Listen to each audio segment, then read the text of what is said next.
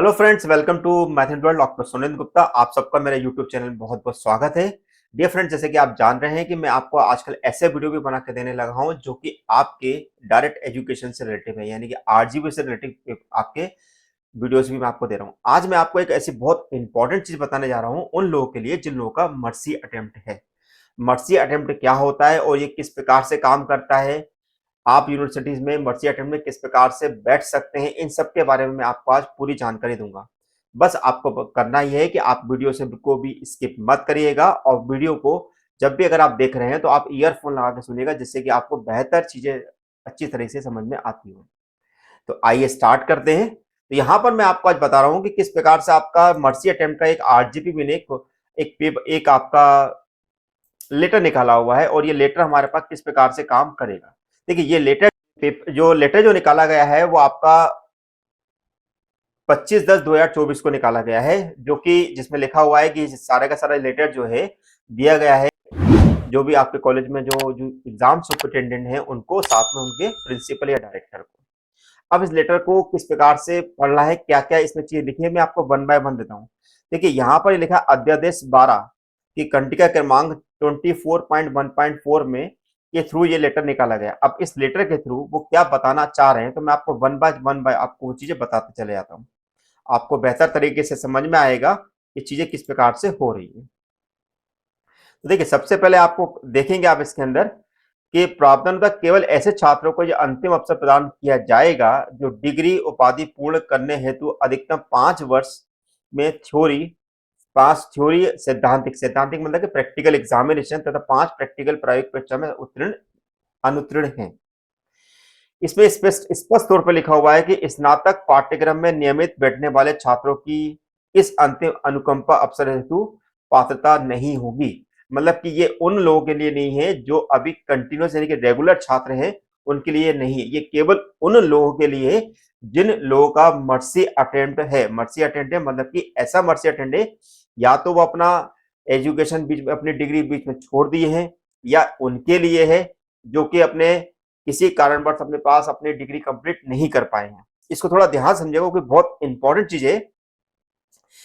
इस अंतिम अनुकंपा अवसर दिसंबर 2024 की परीक्षा के पश्चात किसी भी छात्र को आगामी परीक्षा में इस अंतिम अनुकंपा अवसर का लाभ अथवा परीक्षा के सम्मिलित नहीं किया जाए। कहने का मतलब ये है कि ये जो मर्सी अटेम्प्ट का जो आपका लेटर निकला है वो केवल और केवल अभी जो दिसंबर में एग्जाम स्टार्ट होने वाले हैं, दैट मीन्स जो आपका 30 दिसंबर से या 17 दिसंबर से एग्जाम स्टार्ट होने वाले हैं, यानी कि नवंबर से स्टार्ट होने वाले हैं, उनके लिए इस पे लागू होगा। अब यहां मिलेगा निम्न तालिका क्रमांक 01 में कॉलम क्रमांक 3 में उल्लेखित प्रवेश वर्ष में प्रवेशित छात्रों की इस अनुकंपा अवसर प्राप्त करने की पात्रता होगी। कहने का मतलब ये है कि आप देखेंगे ये जो नीचे एक टेबल अपनी बनाई गई है, ये हमारी तालिका क्रमांक 1 हमारे पास है। इसमें उनके सामने ईयर लिखे हुए हैं, जिस ईयर में उन्होंने एडमिशन लिया है। यानी कि कहने का मतलब ये कि मान लो जो हमारे पास आर्किटेक्चर के बच्चे हैं जिन्होंने 2015 में एडमिशन लिया, ये उनके लिए होगा। ऐसे बच्चे जिन्होंने बीई और बी फार्मेसी या बी पार्ट टाइम में एडमिशन लिया 2016, उनके लिए होगा। एमई एमटेक के वो स्टूडेंट जिन्होंने पार्ट टाइम एडमिशन लिया है 2018 में, उनके लिए होगा। एमई एमटेक के और फार्मेसी के वो बच्चे जिन्होंने 2019 में एडमिशन लिया, उनके लिए होगा। और साथ में एमसी के वो स्टूडेंट जिन्होंने वर्ष 2019 में एडमिशन लिया। तो यहाँ पे थोड़ा समझने की जरूरी है कि कौन को इसका बेनिफिट मिल सकता है। ये उन बच्चों को बेनिफिट इसका मिल पाएगा जिन्होंने इस ईयर में अपना एडमिशन लिया हो। यानी कि अगर आप बीई बीटेक के बच्चे हैं तो आपको 2016 में आपने एडमिशन लिया है तो ही आप इसका फायदा उठा सकते हैं। इसी प्रकार अगर आप एमई एमटेक के स्टूडेंट हैं तो आप 2018 में आप इसका फायदा उठा सकते हैं। और यदि आप एमई एमटेक एम फार्मा के हैं तो आप 2019 में, यानी कि 2019 में एमई एमटेक के रेगुलर स्टूडेंट जो थे और एमई एमटेक जिन्होंने पार्ट टाइम का अपना अटेंड कर रहे हैं तो वो 2018 वाले उसमें फायदा उठा सकते हैं। अब करना क्या है, इसके लिए करना किस प्रकार से इस पे काम करना रहेगा तो वो भी आप समझे यहाँ पर। तो वन बाय वन समझते हैं। तो पहला पॉइंट हमारे पास यहाँ पर ये है कि पहला पॉइंट, इसको हम ध्यान से पढ़ते हैं। इस अंतिम अनुकंपा अवसर को प्राप्त करने के लिए विश्वविद्यालय द्वारा निर्धारित प्रारूप में संलग्न नॉन जुडिशियल यानी कि जो स्टाम्प पेपर जो होता है, जो गवर्नमेंट ऑफ इंडिया की तरफ से आपको दिया जाता है, गवर्नमेंट ऑफ एमपी की तरफ से दिया जाता है, उस पे आपको इस जो भी इनका फॉर्मेट दिया उस फॉर्मेट को आपको लेके आना पड़ेगा।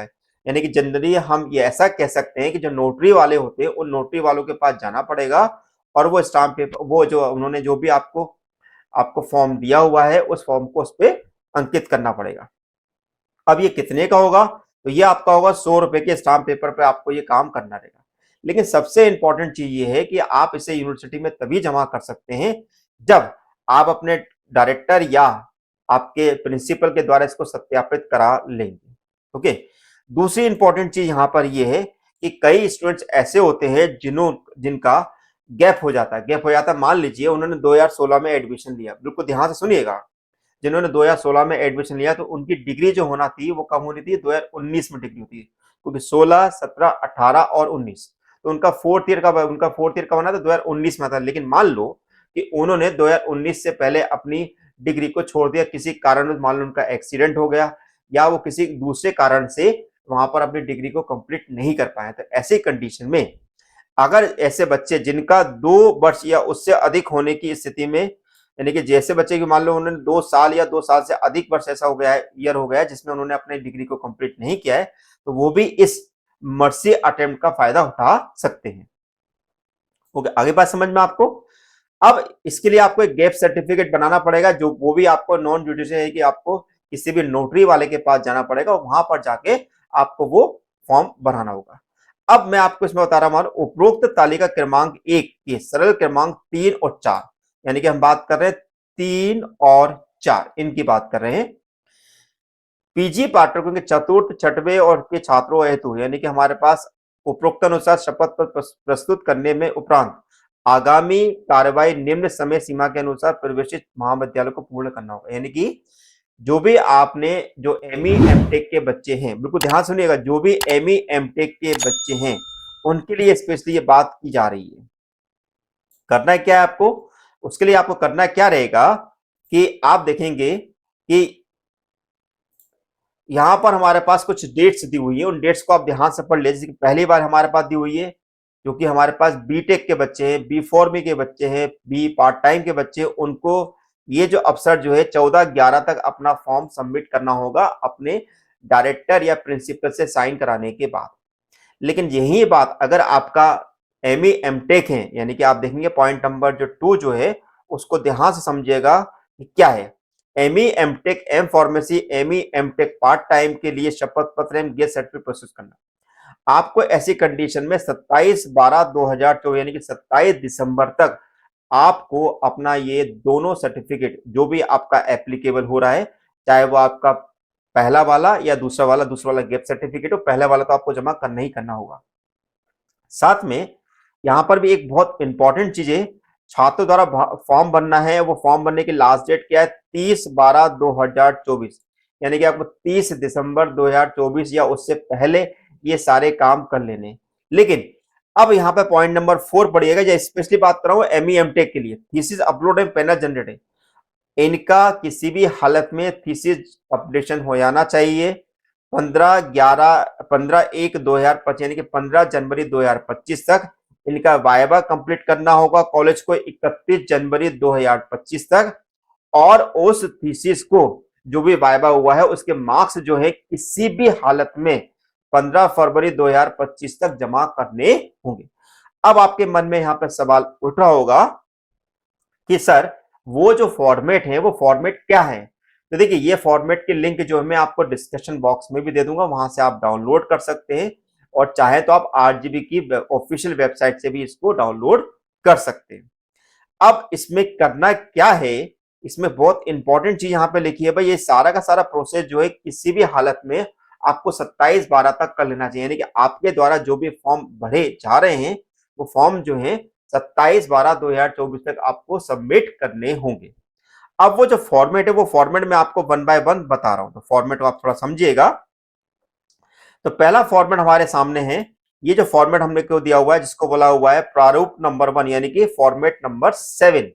फॉर्मेट नंबर 7 ये उन बच्चों के लिए है जिन्होंने जो हमारी तालिका यानी कि टेबल दी गई थी उस टेबल के अकॉर्डिंग आपका जो है उसमें आपको भरना रहेगा। इसको आपको 100 रुपीज के नोटरी के पास जाना है, उसको ये फॉर्मेट देना है, वो फॉर्मेट में आप बना देगा। बस आपको यहाँ पे अपनी डिटेल भरनी होगी, वो भी आपको प्रिंटेड फॉर्म में हाथ से नहीं लिखना है। छात्र का नाम क्या है, फादर का नाम क्या है, उसकी कितनी आयु है, और आपको वही एड्रेस लिखना है जो आपका ऑफिशियल एड्रेस है। इसके बाद यहाँ पे कुछ पॉइंट दिए में संस्था का नाम लिखना है, पाठ्यक्रम क्या है, बीटेक एमटेक जो भी आपका हो, किस ब्रांच में आपका है, ब्रांच कौन सी है, और मेरा नामांकन क्रमांक यानी कि आपका एनरोलमेंट नंबर क्या है, किस प्रवेश किस ईयर में आपने एडमिशन लिया हुआ है। तो यहाँ पे पूरी की पूरी डिटेल आपके यहाँ पर लिखी हुई है। अब आप देखोगे यहाँ पर, इसमें यहाँ पर देखोगे पॉइंट नंबर 4 को आप देखिएगा, आदेश अध्यादेश क्रमांक 12 की कंडिका क्रमांक 24.14 के में उपलब्ध प्रावधानुसार मैं निम्न सेमेस्टर विषय में निम्नलिखित सम्मिलित होना चाहता हूं या चाहती हूं, जिनका प्रावधान अनुसार सकल योग 05 सैद्धांतिक यानी कि थ्योरी और 05 प्रैक्टिकल विषयों से अधिक नहीं है। यानी कि ये बहुत इंपॉर्टेंट चीज, ध्यान दीजिएगा। आप इसमें तभी शामिल हो सकते हैं जब आपका मैक्सिमम मैक्सिमम आप 5 थ्योरी और 5 प्रैक्टिकल में आप एग्जाम दे सकते हैं। इससे ज्यादा के में एग्जाम नहीं दे पाएंगे। आपको अपना सेमेस्टर लिखना रहेगा, विषय कोड और नाम लिखना रहेगा, फिर आपको दूसरा सेमेस्टर लिखना होगा, विषय कोड और नाम लिखना होगा। इस प्रकार से फिर आपको पॉइंट नंबर 8 जो आपके लिए बहुत इंपॉर्टेंट है, मेरा आधार नंबर क्या है, आपको आधार नंबर लगाना है। साथ में एक बहुत इंपॉर्टेंट चीज है कि आपको यहाँ पे आधार नंबर की कॉपी भी अटैच करनी होगी। आपको यहाँ पर वही मोबाइल नंबर यहाँ पर लिखना है जो आपके आधार में लिखा हुआ है। आपको शपथकर्ता के हस्ताक्षर यानी कि आप जो भी कैंडिडेट इस फॉर्म को भर रहा है इस फॉर्म को उसी को सिग्नेचर करना है। साथ में आपको अपने डायरेक्टर से सिग्नेचर या अपने प्रिंसिपल से यहाँ पर सिग्नेचर कराने होंगे। तो यहाँ पर आप बिल्कुल सही से डिटेल लिखिएगा। प्रचारक का नाम क्या है, प्रचारक का नाम क्या है, उनका क्या डेजिग्नेशन है, और उनकी पद मुद्रा की उनकी स्टैम्प सील लगेगी। यहाँ पर स्टैम्प सील आपको यहाँ पर लगानी रहेगी। देन इसी के पास ऐसे बच्चे जिन लोगों का किसी कारणवश वो अपने डिग्री कंप्लीट नहीं कर पाए थे या जिन्होंने बीच में पढ़ाई छोड़ दी थी, उनको ये फॉर्म भी साथ में लगाना होगा, जिसको बोलते हैं गैप सर्टिफिकेट। सेम इसी प्रकार से यहाँ पर पूरी की पूरी डिटेल दी गई है, तो आप इस डिटेल को आप अच्छे से भर लीजिएगा। और अगर आपको किसी भी प्रकार का कोई भी क्वेश्चन या डाउट हो इस चीज से रिलेटिव, तो आप लेक्चर के कमेंट बॉक्स में पूछ सकते हैं। आपको मेरा वीडियो लेक्चर कैसा लगा है मुझे जरूर बताइएगा। अपने फ्रेंड के साथ शेयर करना बिल्कुल ही मत भूलिएगा, क्योंकि मैं आपको ऐसे बहुत ही इंफॉर्मेटिव वीडियो बना कर देता रहता हूं जो कि आपसे रिलेटिव है। तो thank you for watching my channel doctor Sunil Gupta. Thank you so much.